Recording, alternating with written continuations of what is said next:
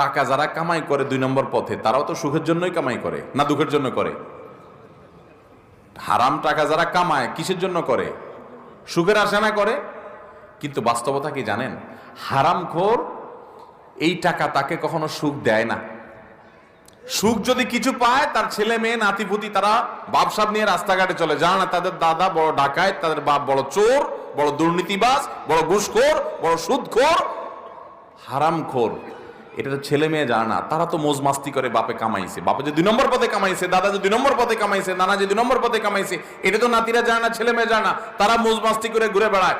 আর বুড়া নিজেরটা নিজে জানে, হায় রে এগুলো সব তো চোরাই টাকা, এগুলো সব তো 2 নম্বর টাকা। তার ভেতরে ত্রাস শুরু হয়ে যায়, অস্থিরতা। ওই যে মুরব্বীর কথা বলছি, উনি আমাকে বলছেন, হুজুর আমার কাছে তো ভালো লাগে না, আমি তো জানি এগুলো সব মানুষের রক্ত চোষা টাকা।